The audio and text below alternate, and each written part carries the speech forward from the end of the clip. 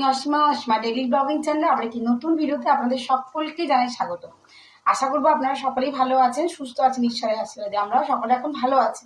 আজকে মিঠি অনেকটা ভালো আছে, মিঠি চলে গেছে সকালে স্কুল। এখন সময় হয়ে গেল 12:24।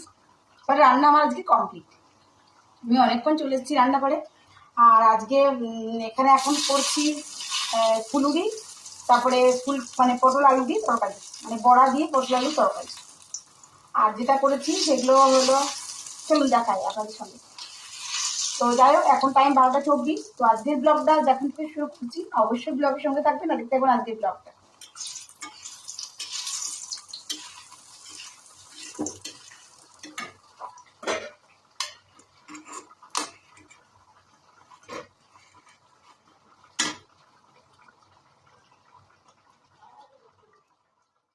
চলো দেখাই, এই যে বেসন বড়া দিয়ে পটল আলুর তরকারি।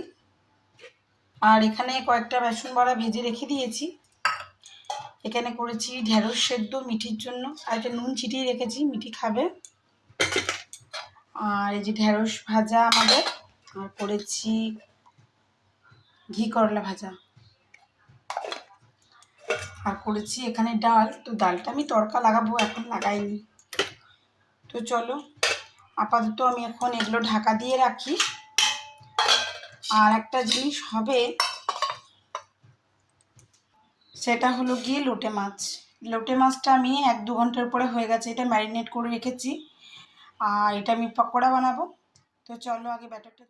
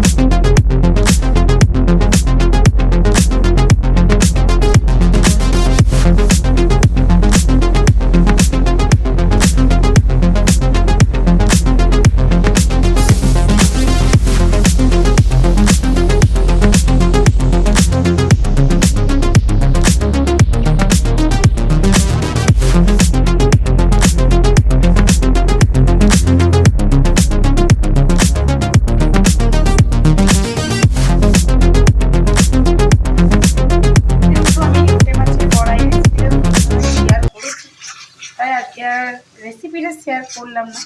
আমি এখন যেটা করছি সেটা হলো বড়ার জন্য ব্যাটারটা তৈরি করছি। আর এখানে আমি রসুন, আদা, পেঁয়াজ, টমেটো আর একটু টকে দিয়েছি, মানে দই দিয়েছি। তো এখন মশলাটা দেখতেই পাচ্ছ, ভালো করে খুব কষিয়ে নেব। আর জিরে গুঁড়ো, ধনে গুঁড়ো, কাশ্মীরি লঙ্কা, আর একটু নুন হলুদ যেমন চেষ্টা করি। তো এইটা আমি নামিয়ে নেবো ইয়ের মধ্যে, বেসনের মধ্যে। চলো বেসনটা নিয়ে নিই ঝটপট। তো দেখো আমি এখানে নিয়ে নিচ্ছি বেসন প্লাস ময়দা, দুটোকে মিক্স করব।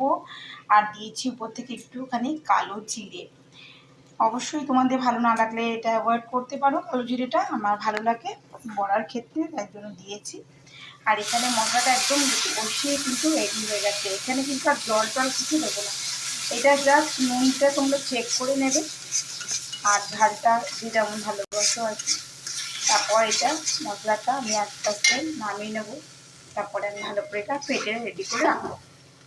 তো যখন মিঠে আসবে, তখন তো বললো খাবো, তাহলে তখনই আমি ভাজবো। এই দেখো, এইভাবে আমি ব্যাটারটা দিয়ে দেবো, এর মধ্যে দিয়ে এটা মেখে রেডি করে রাখবো। আর এখন কিন্তু একদমই খাবার সোডাটা দেবে না। খাবার সোডা ঠিক তখনই দেবে যখন ভাজবে, ঠিক আছে?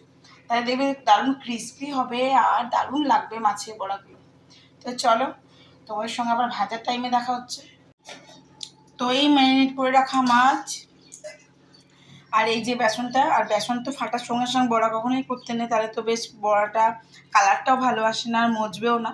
তো আমি দেখো বেসনটা রেডি করে নিয়েছি কিন্তু মশলার সঙ্গে ফেটে। তো এখন আমি এটা ঢাকা দিয়ে রেখে দেবো প্রায় আধ ঘন্টা। তো এখনও আর কি মিটিয়ে আসে যতক্ষণ দেরি, 1:28 বাজে। তো আমরা যখন খাবো ওই 2:30-3টে নাগাদ আর কি ভাজবো।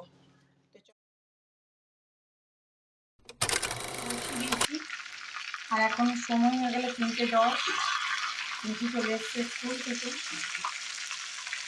আমি এখন মোটামুটি আমার কয়েকটা ভাজা হয়ে গেছে, আর এখানে এখন দুটো চলছে। আর এতগুলো আছে, সবগুলো ভাজবো না, বাকিগুলো ভাজতে ভাজবো। তো চলো এখন মিঠি স্নান করে বাইরেই আসি, মিঠিকে আমি মানে ভাতটা বাড়বো আর কি। এবার কী করবো, তাই তোমাদের সঙ্গে আমি মানে মাছের বড়াগুলো শেয়ার করলাম। কেমন লাগলো অবশ্যই জানিও। আর কারা কারা লোটে মাছের বড়া ভালোবাসো। আমরা তো লোটে মাছের বড়াটাই খাই, আর কিছু খাই না। আমার বাবা আবার তাও খায় না, বলবে দাঁত একটু ভুলায়, এত গেলে গেলে মানে মাছটা নরম বলে। তো যাই হোক, এটা তখন তারপর লাল লাল করে ভাজতে দিয়ে দিয়েছি, আর এগুলো ভাজা হয়ে গেছে তুলে নিয়েছি। তো আর আমি গেছিলাম একটুখানি অন্ডা, যেহেতু এখন অম্বুবাচী চলছে, তার জন্য দিদার কাছে দিতে। আমার দিদা ঠাকুমা দুজনেই করে, ঠাকুমার কাছে গেছিলাম, দিদার কাছে। আর আমি এখনই ফিরছি এবার যাবো বাড়ি, তখন রাতের দিনে। অবশ্যই ব্লগের সঙ্গে থাকবেন। এই দেখতে পাচ্ছেন আমি এখন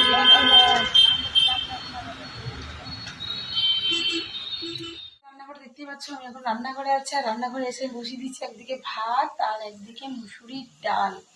ঠিক আছে, মিঠিকে এই মানে রাতে আর বড়া দেবো না, মানে মাছের বড়াটা আর দেবো না, ওকে ডাল আলু সেদ্ধ দিয়ে ভাত দেবো মাখিয়ে। আর মিঠির বাবাকে দেবো ডাল মাছের বড়া দিয়ে তরকারি দিয়ে ভাত। আর আমি যদি পারলে খাবো, আর না পারলে না খাবো। তো চলো, কাল আবার মঙ্গলবার। তো আজকের মতন ব্লগটা এখানেই শেষ করছি। ব্লগে কিছু ভালো লাগলে অবশ্যই লাইক কমেন্ট শেয়ার করে দিও। যদি আমার চ্যানেল নতুন বন্ধু হয়ে থাকো বা প্রথমবার আমার ভিডিও তোমরা দেখছো, যদি কিছু ভালো লেগে থাকে সো প্লিজ বন্ধু মনে করো, তাহলে আমাকে কিছু সাপোর্ট করো। আমার চ্যানেলটি সাবস্ক্রাইব করো, পাশে থাকা বেল আইকনটি দাবতে একেবারেই ভুলো না। যদি নতুন কোনো ক্রিয়েটর হয়ে থাকো, আমি যতটুকু তোমাদের কাছ থেকে প্রাপ্তি করেছি সবটুকু তোমাদের জন্য। যদি কেউ চাও তো আমাকে অবশ্যই কমেন্ট করতে পারো কমেন্ট বক্সে, আমিও তাকে সাপোর্ট করবো। তুমি আমার সঙ্গে থাকো, আমি তোমার সঙ্গে থাকবো অবশ্যই। তো চলো, আজকের মতন এইটুকু। সকলে ভালো থেকো, সুস্থ থেকো। আবার নতুন ভিডিওতেই নতুন ব্লগে তোমাদের সঙ্গে আমার দেখা হচ্ছে। ততক্ষণের জন্য বিদায়।